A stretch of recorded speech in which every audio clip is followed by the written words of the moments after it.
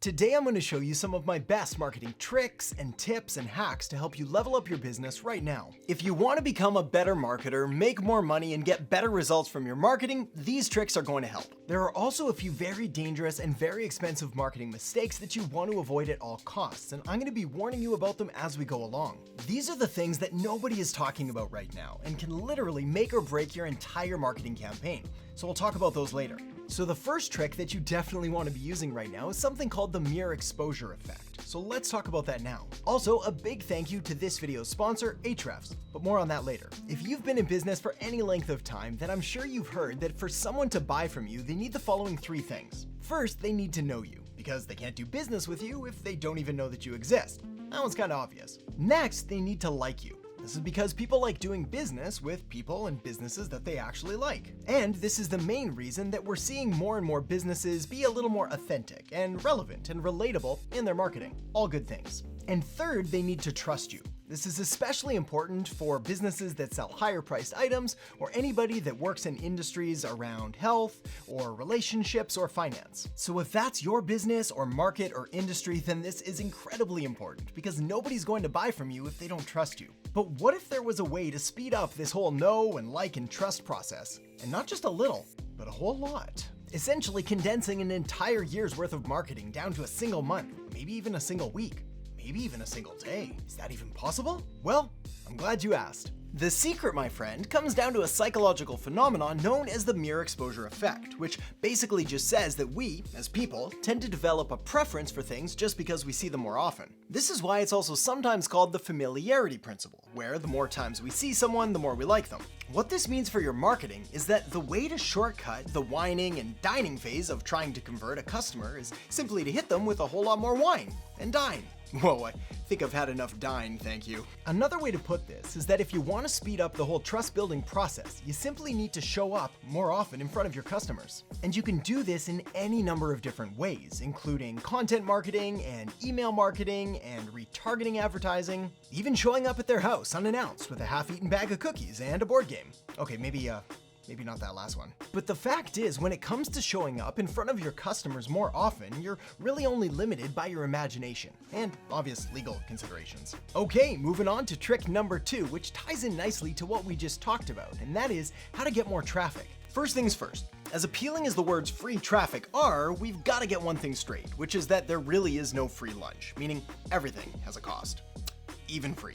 And you can choose to either pay with money or pay with time and effort and labor. So now that I've killed that buzz, let's get down to the details. See, free traffic, despite costing some kind of time and mental energy, well, it still works, and it works incredibly well. Not only that, but free traffic is always going to exist in some way or shape or form. Now, what way or shape or form that free traffic is actually going to exist, well, it's obviously going to change. But the point is, even if you're starting today from scratch with no money at all, you can still get good results. And right now, despite all of this fear and chaos and talk around algorithms and how they've changed, well, there's still a number of great places to get free traffic. First, TikTok. When it comes to TikTok, you don't have to sing or dance or do anything silly whatsoever, unless that's your jam, in which case, hey, be you. The point is that even on TikTok, you can speak directly to the camera, and if your content is good enough, well, TikTok is gonna do everything in its power to promote it and help it get in front of even more people. As a side note, TikTok does have advertising options as well, so if you're getting good results from your free traffic with TikTok,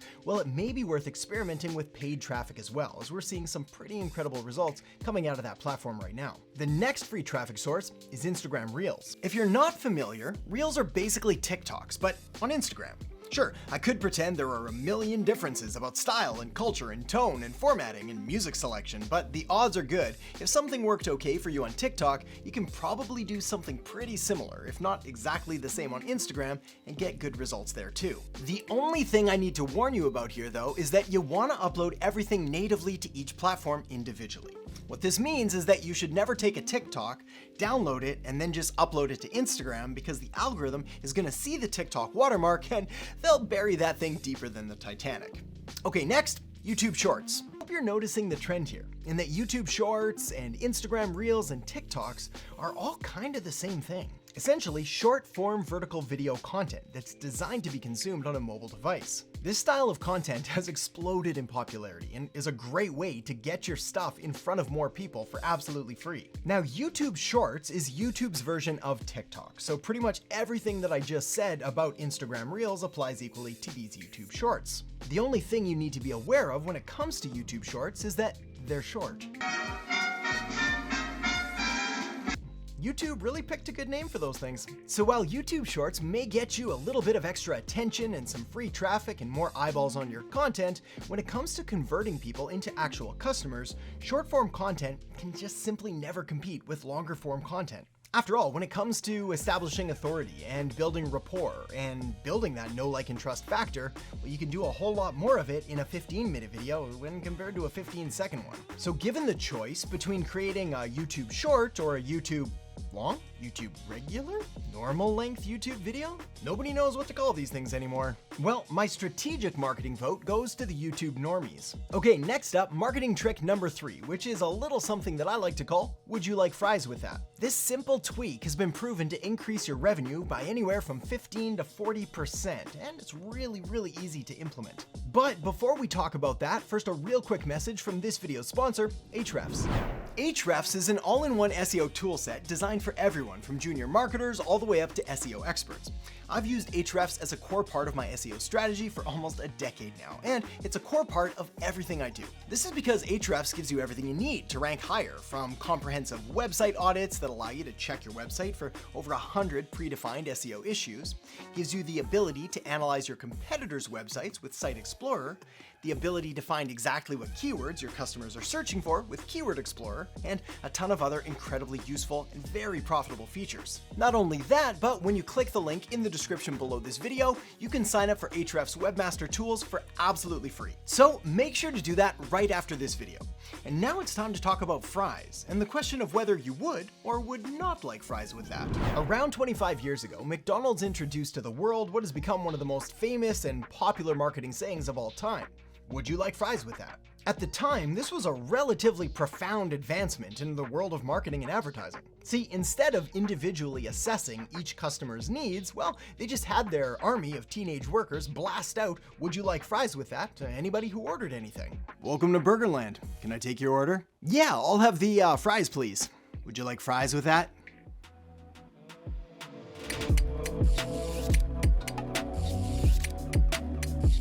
The results were incredibly impressive, with this one simple tweak generating McDonald's an additional 15 to 40% in revenue. This practice, known as cross-selling, is about finding things that complement the initial purchase. But there's also upselling, which is selling a more premium or expensive version of the initial purchase. Again, think of McDonald's and their popular phrase, "Would you like to supersize that?" Welcome to Burgerland. Can I take your order? Yeah, I'll have the supersized fries, please. Would you like to supersize that?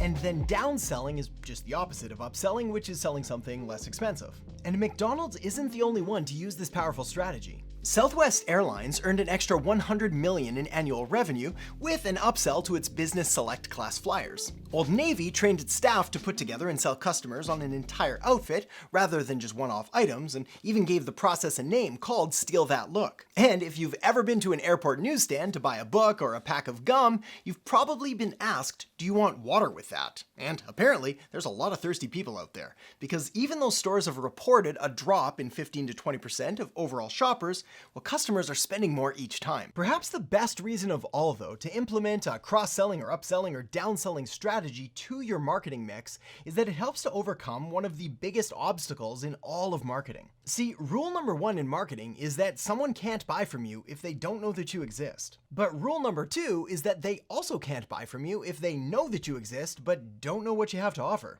And one of the most common reactions you're likely to hear back after you start offering your customers alternative services or alternative products is this: "I didn't know you did that." And that makes sense. I mean, how would they know if you've never told them before?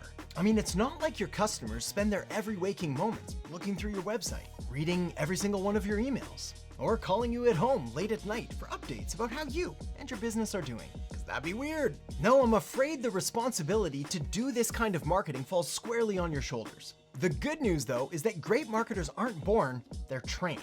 And to help you out, I've linked up a video right here on 6 of the most important and valuable digital marketing skills you could ever hope to learn. So make sure to check it out now, and I'll see you in the next video. There are 5 core parts to the marketing master plan, and it all starts with the model. The very first thing you want to do is identify your business model, your offer, or whatever product or service you're going to sell. This is because